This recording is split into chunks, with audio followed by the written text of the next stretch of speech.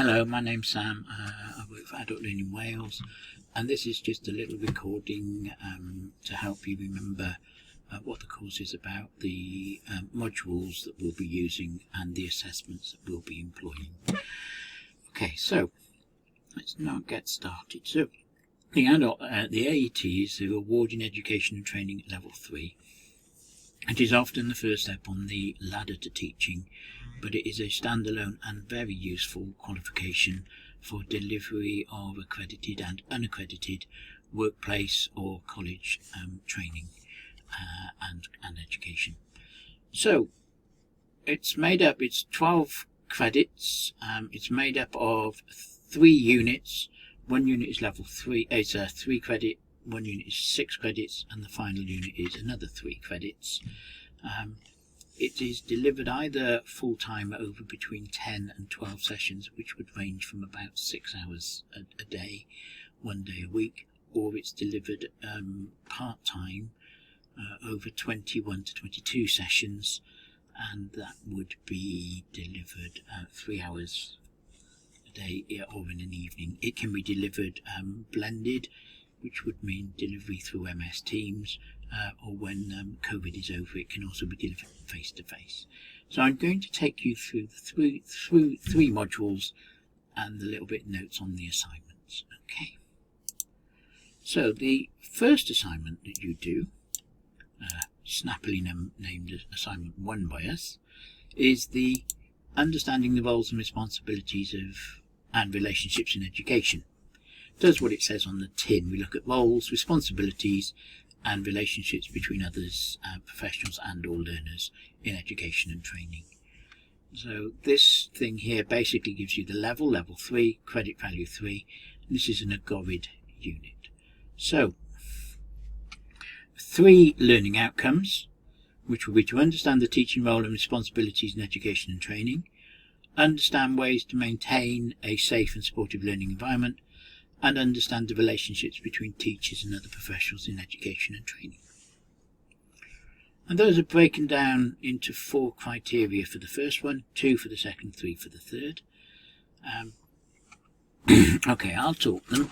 So we've got to explain the teaching role and responsibilities in education and training, summarise key aspects of legislation, regulatory requirements and codes of practice relating to your own role and responsibilities, and explain ways to promote equality and value diversity, and explain why it is important to identify and meet individual learner needs. So these are sort of setting the stage for education and training.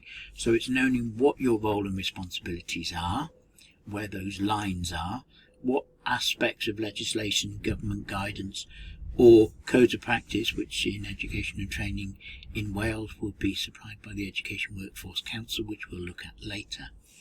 And then also equality and diversity, making sure that you're including everybody that can be and supporting people and meeting those requirements, which have also a legal requirement to do.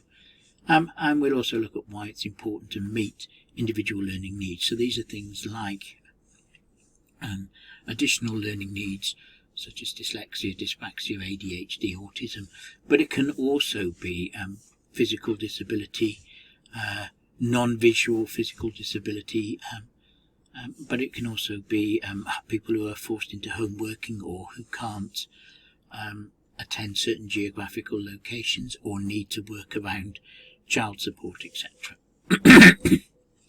Then we got understand ways to maintain a safe and supportive learning environment. We'll be explaining ways to maintain a safe and supportive learning environment and explain why it's important to promote appropriate behaviour and respect for others.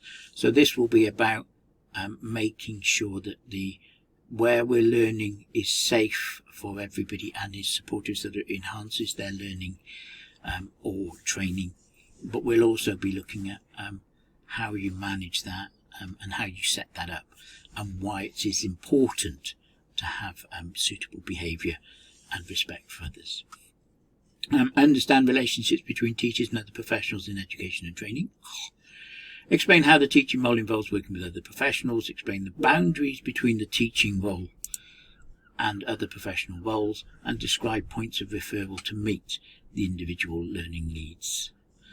So there are times when it falls outside of your role. So there will be times when you might work with other people. So if you get somebody who's coming along to your sessions whose learning needs are quite severe and that they will need extra support, then it's knowing who you would work with either in your organisation or outside of your organisation.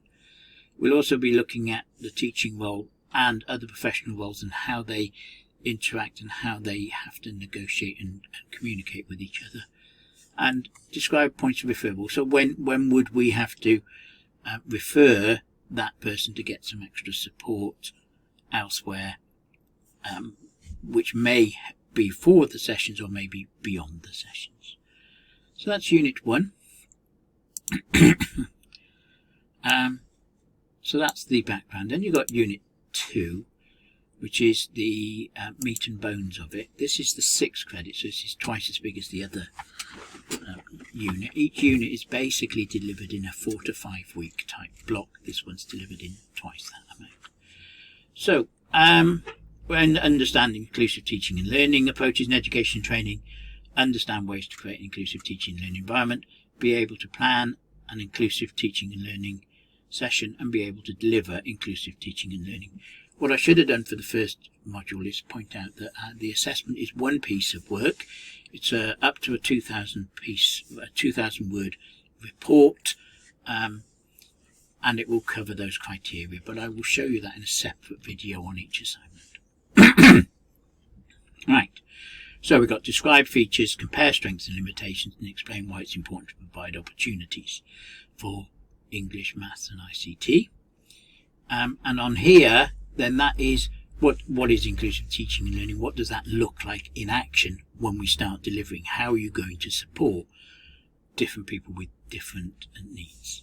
We're going to look at the strengths and limitations of teaching and learning approaches in your own area of specialism, and that can be an area that you may well be going to work to, because not everybody will already be involved in delivery, and how that supports different learning needs. So there are different ways of delivering. Higher education is quite famous for using a lecture theatre with a lot of people just listening, but there could also be active learning. It could be group work or group discussions. Which one works, why does it work, and what's its strengths and limitations? We'll be explaining why it's important to provide opportunities for learners to develop English, Maths, ICT and wider skills, and in which case that also includes Welsh culture and Welsh language. And that's really quite important, because it's how you use these skills in the real world that will help people develop literacy, numeracy, digital literacy or ICT. Okay, why is it important to create an inclusive teaching and learning environment? Why is it important to select teaching and learning approaches and assessment methods that meet learner needs, explain ways to engage and motivate, and summarise ways to establish ground rules? So this is where now you're actually creating the environment for learning to take place. You're looking at how you create that environment, but also the teaching and learning methods that you'll use that are suited to your environment. And then ways to engage and motivate learners. Then there's devise an inclusive teaching and learning plan. Justify your methods, that's give a reason for them. Use teaching and learning approaches, resources and assessment methods. Communicate with learners in ways that meet their individual needs, and provide constructive feedback to learners to meet their individual learning needs. And then review the effectiveness of your own delivery and identify areas for improvement. So here 3 and 4, this is where you plan a session, justify the reasons that you're going to do, which we will call a rationale, and then you deliver. So this part is handled by a micro teach, which is a 30-minute example to show that you're able to employ all of these and put them into practice. And then you will also review your own teaching and learning and think of areas where you might have been able to do better in the future. That's one of the assignments, is your micro teach, which we'll explain further nearer the time. And the other part is a written assignment, which will look at setting the scene, methods, strengths and limitations, and adapting them to your learners. About a 1200 to 1500 piece of writing there. Final module, Now it will depend upon your tutors and just how time is, but sometimes tutors will choose to do Unit 3 directly after Unit 1 and then Unit 2. It's the preference of the tutors, but it's also how that fits in with holidays, etc. So 4 learning outcomes: understand types and methods of assessment used in education and training, understand how to involve others and learners in the assessment process, understand the role of constructive feedback in the assessment process, and understand requirements for keeping records of assessment in education and training. And for this, we'll be doing these learning outcomes, here, these criteria: explain the purpose of assessment, so why are we using it, what does it do, characteristics of different methods. So there are types of assessment, and then there are methods. The type is the initial assessment, formative, which is during, and summative at the end, which you'll probably remember as an exam from school or something. And then we'll look at different methods. So a method would be a method that you would use for a different type of assessment. So summative assessment is a type, an essay is a method. And then we'll look at the strengths and limitations of different methods in relation to meeting different learner needs, but also how different assessment methods can be adapted to meet individual learner needs. So if you've got something like an essay or an exam, then how do you adapt that for somebody who's dyslexic or maybe has some other issues that would impact upon their ability to write? Explain why it's important to involve learners and others in the assessment process. Explain the use of peer and self-assessment, and identify sources of information that should be made available to the learners. So what should the learners have before you even think about assessing them? Look at, for example, something like this where you know what you'll be doing. Also explaining the role and use of peer and self-assessment. So that's where you're looking at where you're going, because it is for you that you're doing it. But also how peer assessment, so your colleagues on the course, how their assessment can help you develop as well. And how do we include others, and why is it important? So some of these will be people outside of the organisation. In our case, AGORID accredit this, so sometimes they'll be involved in looking at how we're assessing. And then we've also got understand the role and use of constructive feedback, understand requirements for keeping records of assessment and training. So that will be where we're looking at key features of constructive feedback. What is feedback? What is constructive feedback? How does that work? And how does that help the assessment process? And how do we give that to learners? What different methods can we use that would enhance that? And then we look at why we keep records of assessment of learning, and summarise the requirements for keeping them. So what records do we keep? Why do we need to keep them? And what are the reasons for doing that? And this will often be, to check the quality, to see what's going on, and to develop courses based upon how you're doing already, or adapting the courses. 2 assignments for this. We do a case study which will cover units 2, 3 and 4. Learning outcomes 2, 3 and 4, which will be looking at constructive feedback in your own setting or potential setting, and how you're including all of these peer and self-assessment, and the identification of the information that should be made available to learners and to others, and why we're keeping them and what we're doing with them. And then the other part, this 1 to 4 here, we do this as an academic poster, which is a visual poster covering different types of assessment and methods of assessment and strengths and weaknesses, and we'll contextualise that to your own setting or your own potential setting. And that's quite a nice assessment, because we get to do little 5-minute presentations and we hear about everybody else's setting. So those are the units. In the team, there's a section in the files which is called class materials, and in there you'll find those 3 documents. Those are the 3 units I've just worked through.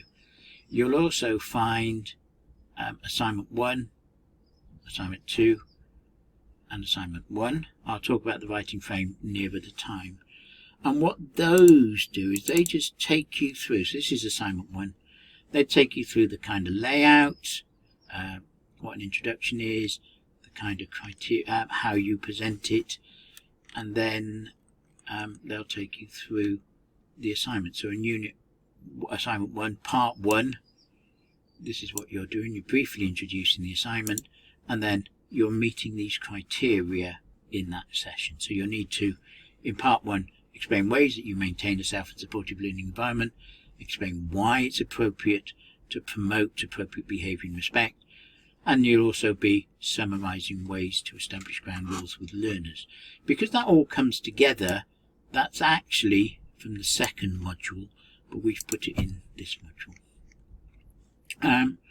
We explain the teaching role and responsibilities in education and training, and aspects of key aspects, and explain ways to promote that. That will go in part 2. So it will guide you through what you need to do in each part. Reflective conclusion is when you just look at what you've done, think about that, and think how that's changed your understanding and going to enhance your practice. And then a reference list, which we'll talk about in referencing, and that's basically where you're getting your information from. Unit 1. Unit 2 here, this is taking you through the written part. We'll talk about the micro-teach later. Gives you a suggested word count, 1,500 maybe. You might want to go a little bit further. And once again, it breaks it down. So in part 1, you'll understand inclusive teaching and learning approaches. And here's what you describe in that section. And then part 2, these are the criteria, part 3.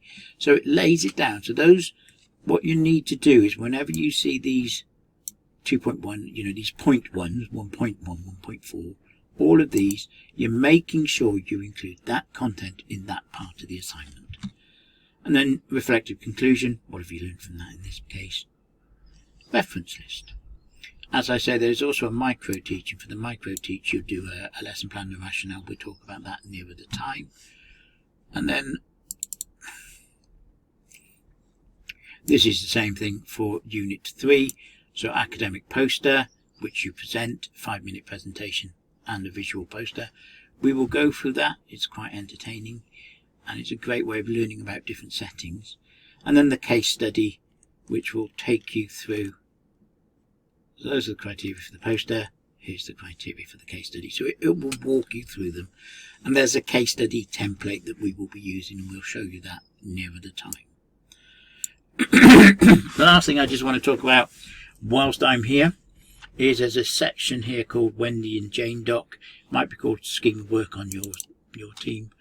And this will basically be the scheme of work and the outline of what your tutors are going to be doing and delivering over the duration of the course. So it's in sort of note form because it's designed for the tutors.